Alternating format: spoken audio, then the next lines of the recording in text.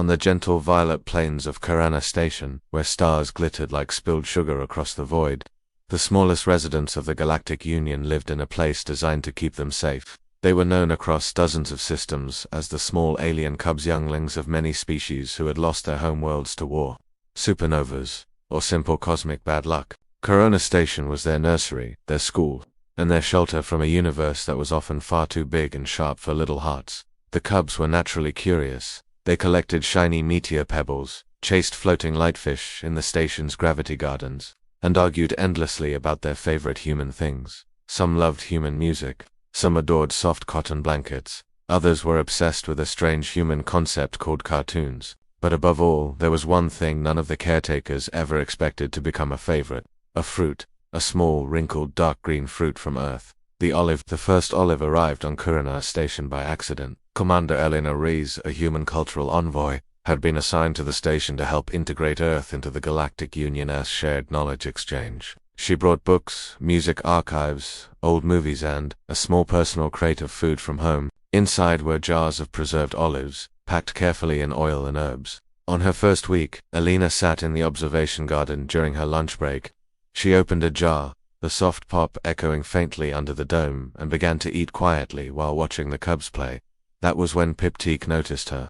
Piptique was a fluff-covered cub from the moonworld HFY, no taller than Elena's knee, with 4 ears and eyes far too large for his head. He waddled closer, his nose twitching. "What smell?" he asked in broken trade speech. Elena smiled. "These olives. Want to try one?" The caretakers froze. Human food reactions among alien species were unpredictable at best and medically dangerous at worst. But before anyone could stop it, Piptique gently accepted the olive with both paws. He sniffed it, he licked it, then he bit. His ears shot straight up, his pupils widened, his tail puffed out like a dandelion. "Bitter, Piptique," whispered. The caretakers relaxed until he swallowed. "Salty," he added. Then, slowly, a look of pure wonder spread across his face. "Warm," Elena blinked. "Warm," Piptique nodded, holding his chest.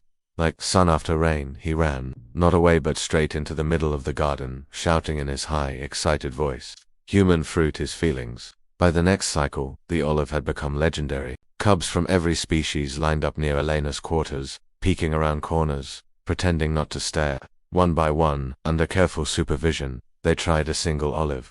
Each reaction was different. The crystal-skinned Luma cubs said olives tasted like quiet memories. The scaled Drakethie younglings chirped that olives made their scales feel stronger. The aquatic myriapods, tasting diluted olive essence through nutrient gels, hummed in synchronized happiness. But the most surprising response came from Kari Lupa, timid, shadow-colored cub who rarely spoke and often hid when touched. After tasting an olive, Kari curled up beside Elena and fell asleep, purring softly. Medical scans showed no chemical dependency, no nutritional anomaly, no evolutionary trigger. The olive wasn't special biologically, it was special emotionally. Humans had cultivated olives for over 6,000 years through wars, famines, empires, and collapses. Olives had been pressed into oil for light when darkness was long, shared during peace talks, and eaten in quiet family kitchens. Somewhere in the chemistry of salt, oil, and time, human history had left a gentle echo, and the cubs could feel it. The caretakers were baffled. "How can a fruit do this?" asked Caretaker Thren, his voice clicking with confusion. "We have analyzed it down to the molecule," Elena answered softly. "Because humans don't just grow food, we grow meaning." She told them stories. About olive trees planted by grandparents who never lived to see them bear fruit. About families who passed jars of olives across tables during laughter and arguments alike. About branches offered as symbols of peace after terrible wars. The cubs listened, wide-eyed that night. Piptique asked a question that echoed through the station. "Human Elena, did olives ever save humans?" Elena thought for a long moment. "Yes," she said finally. "More times than we can count." When the trouble came, it came fast. A political fracture in the outer systems disrupted trade routes. Current station's supply convoys were delayed indefinitely. Nutrient stocks were stable but morale was not. The cubs sensed the tension immediately. Night cycles were restless. Some cried, some hid.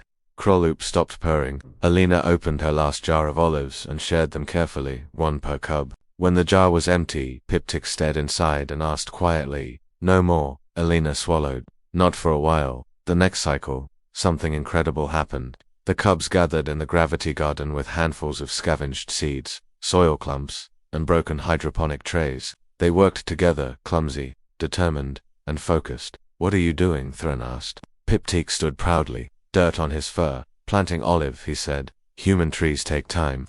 We wait, but olives need specific climates," Thren protested. Kraloop looked up, eyes glowing faintly. "We may climb it," they did. The cubs adjusted humidity, temperature, and light. They sang low-frequency songs that stabilized growth fields. They took turns guarding the fragile sprouts. Months passed, then a year, and one day, a thin green shoot broke through the soil. The station went silent. The cubs cheered. News of the olive garden of Corona spread through the Galactic Union. Diplomats visited, scientists studied it, artists painted it.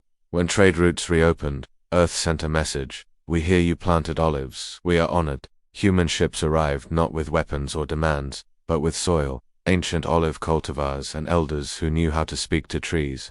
They taught the cubs patience. They taught them pruning. They taught them that some gifts were not meant to be rushed. Years later, when the cubs had grown and some prepared to leave Corona Station, Piptik stood beside Alina under the now fruit-bearing trees. "Human Alina," he said, holding an olive gently. "When I go to Universe, I will bring this." Alina smiled through tears. "Then you'll be bringing a piece of us." Piptik nodded seriously. "Humans are strange," he said. "You turn pain into food, waiting into hope, trees into promises."